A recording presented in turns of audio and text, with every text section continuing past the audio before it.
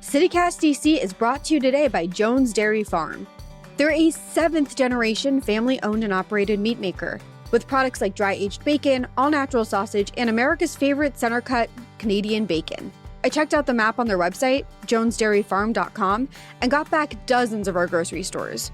You can get their sausage and pork, chicken, or turkey, and there are no preservatives, additives, MSG, nitrates, or fillers. Expect only fresh ingredients from Jones Dairy Farm, making breakfast better since 1889.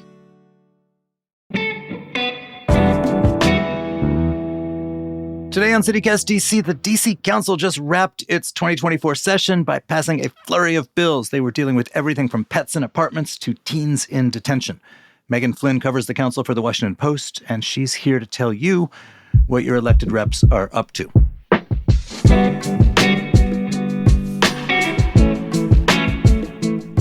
Today is Thursday, December 19th. I'm Michael Schaefer, and here's what DC is talking about.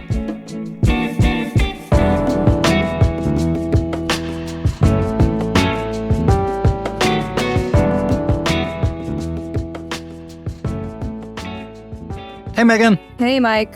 How's it going? Good to see you. Great to be on your show again.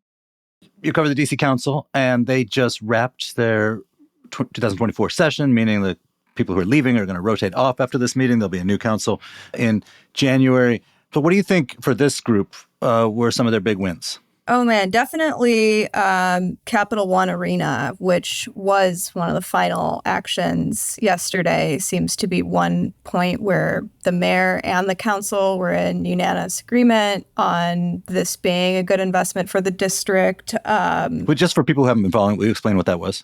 This was a $515 million investment in renovating Capital One Arena, a deal that Bowser struck with Ted Leonsis, the owner of the Capitals and Wizards, to really give Capital One a big facelift. And as part of the deal, the district will also own Capital One Arena. And so people can expect to see construction on the arena begin as soon as next summer. I'm told design is in the works right now once this bill got to the finish line. And so that was definitely a huge deal for both the council and the mayor this year.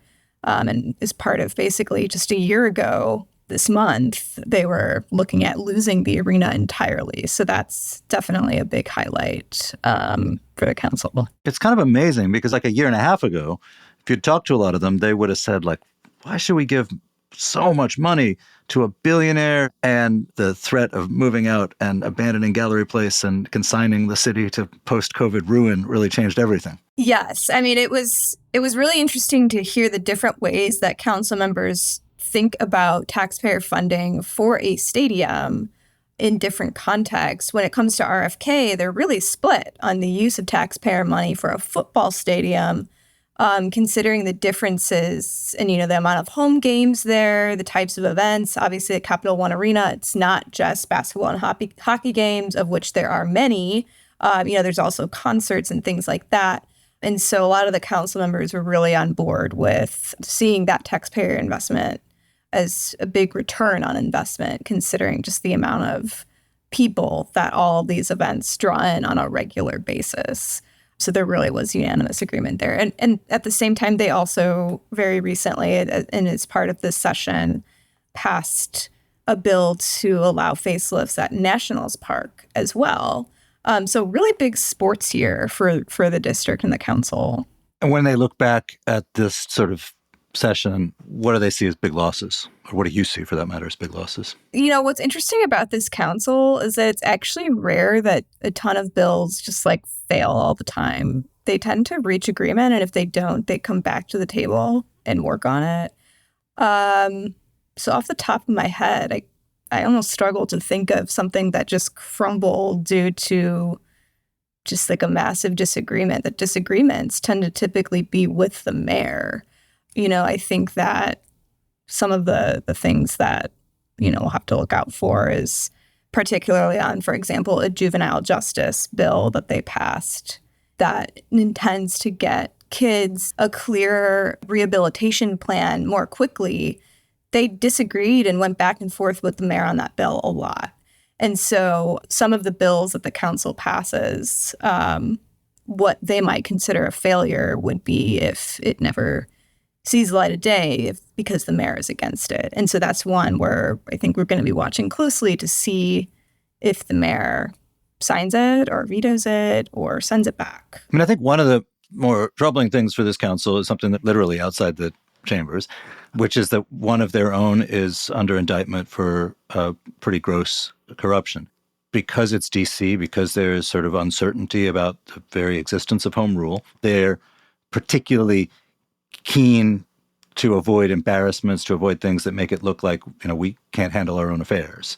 This week, members voted to recommend the expulsion of Trayon White. Yes. And if you want to, I guess, thinking about failure in a different sense, obviously the indictment of Trayon White was a huge blow in terms of public trust. On Monday, the words of Chairman Mendelson were actually to remove the sense of corruption. We need to expel. That's the only course of action to take, is to expel Trayon White from the legislative body. It was really an extraordinary move. It does not seem like Trayon White, he has not expressed any openness or, consideration about resigning after he was just reelected in November, and has really pointed to that really as his main defense. He's not offered any response to the allegations.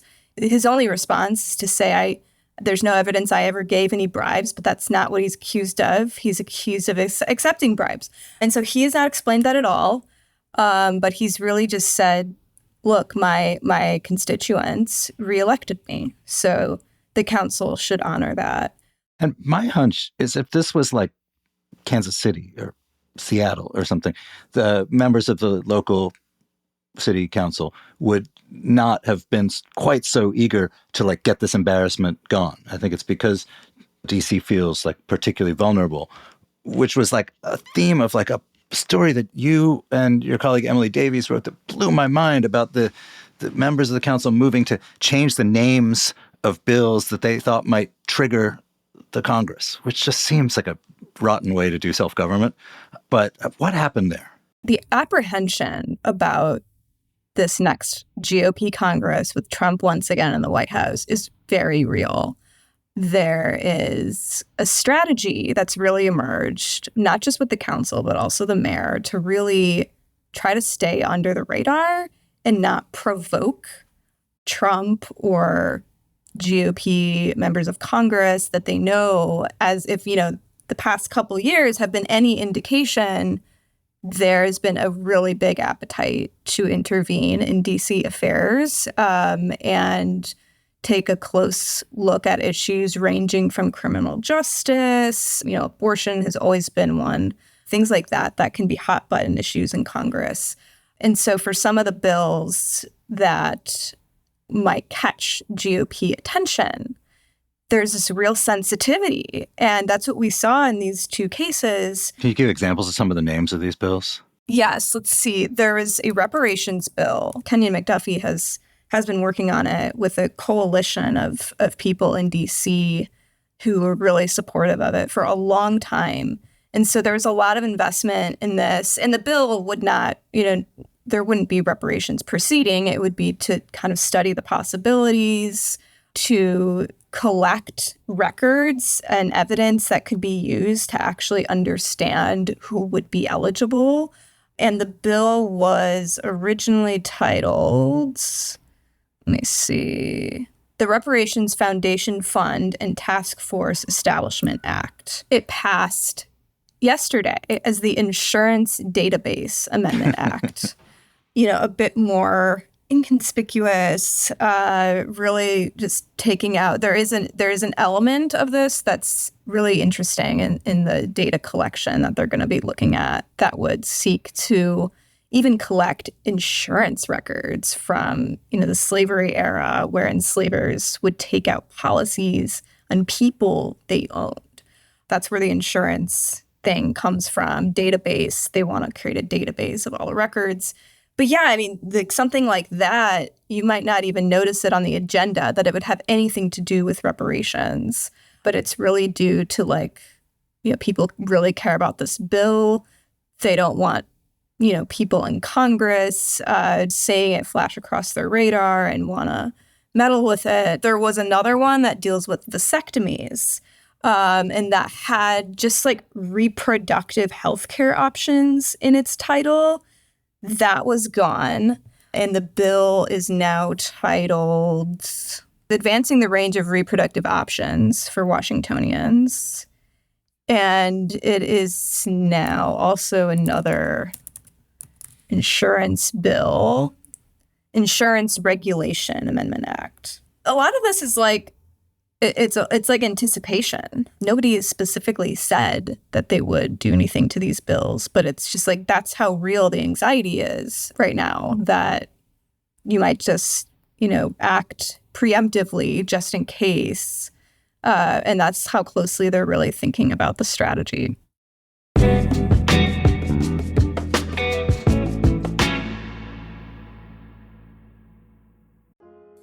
Let's be real, lawsuits are not fun. But with Christopher Nace and the trial lawyers at Paulson and Nace, at least they're a little easier. Paulson and Nace is a D.C. law firm in every sense of the word. It was founded here in 1979. Partner Chris Nace is a local who cares deeply about the D.C. community, even serving on the board of the local branch of the Living Classrooms Foundation in his free time. Nace and his associates, Samantha Peters, John Reese, and Maya Perry, handle medical malpractice, wrongful death, and other complex injury cases. And they don't just settle every case. They'll go to court. They'll fight for you. Paulson and Nace has even been recognized as one of Best Lawyers' best law firms. So if you have been hurt or lost a loved one because of someone else's mistake or negligence, call Paulson and Nace for a no-obligation consultation. Visit www.paulsonandnace.com or call 202-463-1999. Did you know in DC it's actually illegal to toss household batteries in the trash? Batteries have to be recycled, and Call to Recycle is here to help. DC's official battery recycling program has convenient locations all over the city where you can drop off all kinds of household batteries. Think AA, AAA, even those rechargeable ones. Just find the drop-off spot closest to you by going to calltorecycle.org/locator. That's with the number 2. So again, that's calltorecycle.org/locator. Because recycling your batteries isn't just the law, it also helps protect our environment and our community. So clear out that junk drawer and do a little good. Go to calltorecycle.org/locator today. The legendary Black Cat New Year's Eve Swing Ball is always the best night out of the year. Band leader Peaches O'Dell and her big band orchestra, that's an 11-piece orchestra, will offer everything from high-energy swing and Latin music to Art Deco novelty tunes. And because it's New Year's Eve, there'll be a bunch of surprises thrown in. Chances to be a guest conductor, prizes for best red lipstick, and a conga line you have to see to believe. With no dress code and a relaxed atmosphere, the Black Cat New Year's Swing Ball Party lets you dress however you want. And it's all just $35, making the Black Cat New Year's Swing Ball one of the best deals in town. Get tickets at blackcatdc.com. Just look for the New Year's Eve event. Again, that's blackcatdc.com.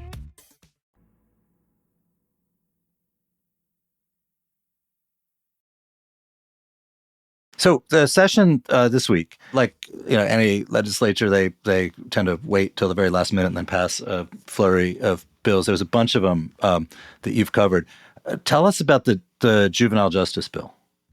Yeah, so this was a bill that really grew out of frustration among, especially, Public Defender Service, ACLU. There's like a notice of commitment issued at the end of a child's criminal justice case where it's decided that we intend to commit you to a facility. And at that point, they're supposed to develop like a rehabilitation plan for these kids.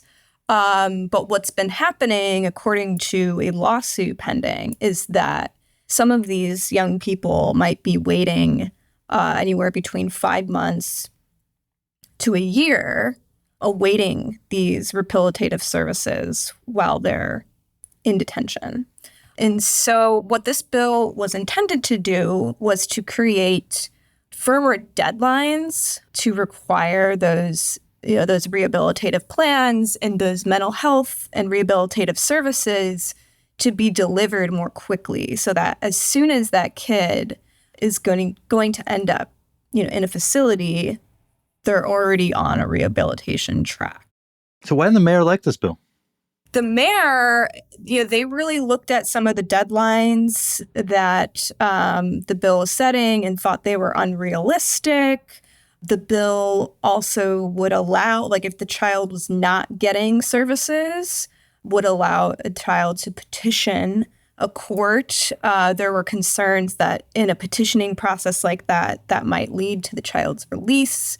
So yeah, that's what she is saying, that this is going to put perps back on the street or something like that. Right. But there was a huge debate about that. The AG's office was saying that's not what the bill is intended to do. Nobody is going to, this is not a pathway to release, teenagers or people who were accused of committing a violent crime if they're not getting services. This is really just intended to get them the services as quickly as possible because they're arguing that's in everyone's interest. We want kids receiving rehabilitative services. So they say the mayor is just reacting against something that like puts a more stringent deadline on one of her departments.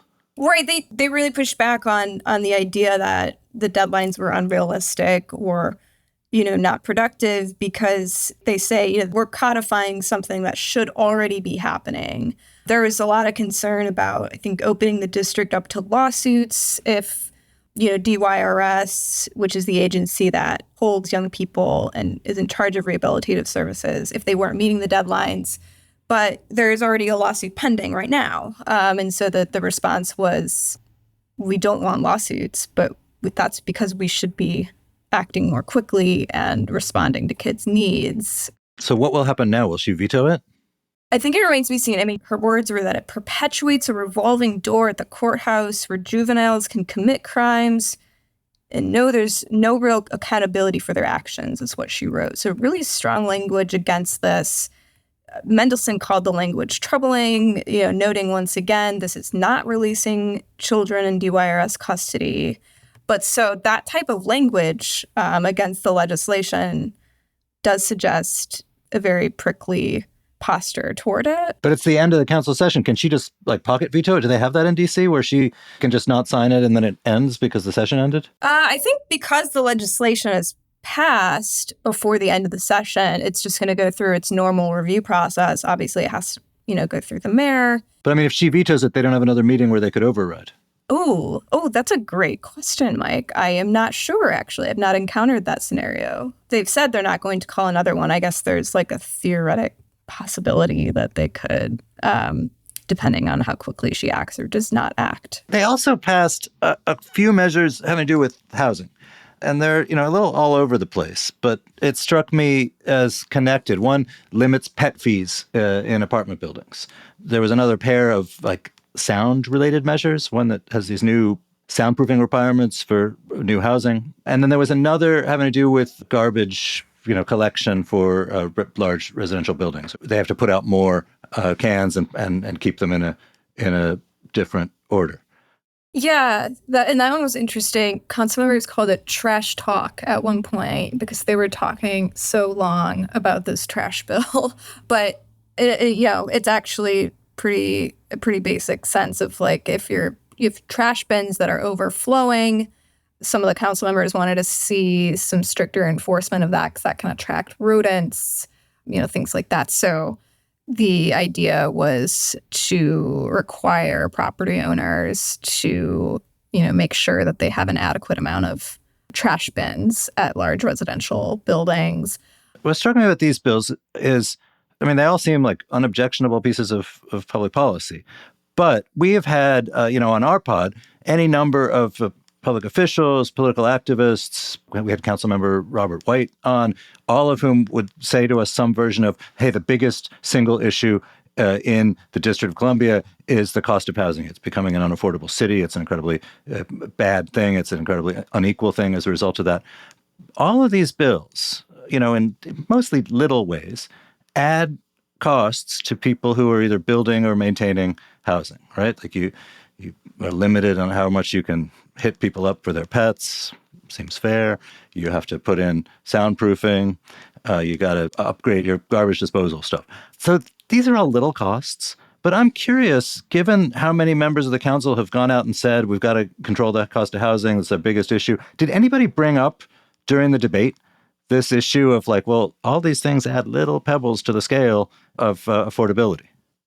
That's a really interesting observation. And I know that the broader context of like the housing crisis was, I would not say like a major part of discussions. It's interesting you point that out because for things like, limiting the pet fees in apartment buildings, Robert White, who's the chairman of the Housing Committee, led that legislation in part, seeing like barriers for people who are in the housing, like on the other side, like affording the fee, or like the other side of that bill was requiring one city homeless shelter to accept pets, which is another barrier for people wanting to go there. That's a huge thing because like particularly people trying to, like women trying to escape domestic abuse, bad situations. A lot of times, one reason people won't leave is because they're afraid of what the abuser will do to the pet that gets left behind if you can't take it with you.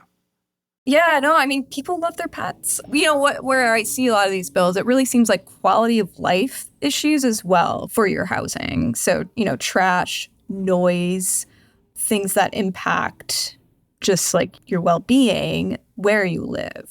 Is really the context in which a lot of these bills were discussed. The soundproofing bill for new construction, if you're near, a big entertainment hub, people need to be like kind of notified of that in their leases. There needs to be an effort if it's new construction to do the soundproofing. But then also on protests targeting residences. That was the limitation in this other bill that limits noise, like amplified noise at a protest targeting a residence, where the big facet of that debate was like your home is like your refuge and you should be able to find peace there. So wait, what does that bill say about targeting residences, and did that pass? It did pass. It limits like use of amplified noise devices or restricts them outside of a residence in certain hours of the day. So like I can't go in front of your house with a megaphone saying, Meagan Flynn is a terrible reporter. Yeah, no, and not at or least awesome not reporter. not Sorry. super early in the morning. Please just, let me sleep a little. But that's the idea. Is that like super late at night or super early in the morning, people can't disturb residences. And it grew out of, there was near the Chinese embassy, this very regular, repeated use of like this automatic bullhorn that was targeting the ambassador, but it was disturbing neighbors. And don't tell Congress that the DC Council is protecting the Chinese ambassador's sleep. I mean, like, so neighbors were like really fed up, and there was all these First Amendment concerns, but some of these neighbors were saying, look, I'm a huge supporter of the First Amendment. Like, I participate in demonstrations, but this is different. Like, this is, like, we cannot sleep. There's, children in the neighborhood. Just kind of going back to the quality of life issue really being at the heart of a lot of some of these smaller bills that passed. Before I let you go, so we're entering a new council. There's a couple, there'll be, there's not dramatic change in its makeup, but what are we looking for? What are they going to have to tackle in 2025? What are you expecting? Wendell Felder will be the incoming Ward 7 council member, so that will be the change to the makeup, and obviously we'll be, waiting to see what happens with Ward 8 and Trayon White in 2025. I mean, I think that they are probably going to try to stick to bread and butter issues, making sure public safety is, staying on the same trend. And if so, showing Congress that they are being reactive. I think transportation funding is going to continue to be a major focus in the region. And then you have another budget cycle that's going to be really, really tough. I think that's really going to dominate. And they're going to have to debate putting a stadium on top of where RFK was instead of something else. Yes. And I mean, that will be major. And I think that once that goes through, that's going to be definitely the premier debate. I mean, I kind of get the sense the fix is in on that, but do you think it will actually be a debate that pro-stadium side might lose? I think there's a lot of momentum for the stadium right now, and it's going to put council members who are against the stadium, in a tough spot, but some are really firm in that. And also, the Ward 7 community is split on it. And so Wendell Felder has been really, his response to a lot of these questions has just been, I need to hear more from people in the community before I take a position. So I think that'll be interesting to watch. The neighborhoods right by the stadium definitely split on if they want to see kind of that same traffic and congestion that they were used to in the older days of RFK glory. And so, yeah, I think it's going to be a really interesting debate. But I think the big part of it that is unseen is what kind of deal that Mayor Bowser will intend to make with the commanders or offer them as once these negotiations really get going in earnest. We had $515 million for Capital One Arena, so commanders are certainly going to be looking at that as like, well, is that the floor for us? Can we at least get that? Yeah, I think it will depend on what kind of taxpayer money is involved when it comes to the council debate, because that's really it. There's few that are just completely against a stadium in principle. It's more about what kind of taxpayer money are we looking at. Meagan, thank you so much for being here. Keep us posted. All right. Thanks, Mike.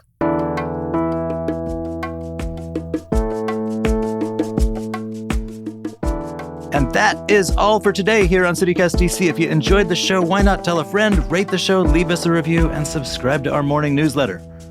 We'll be back tomorrow morning with more news from around the city. Bye.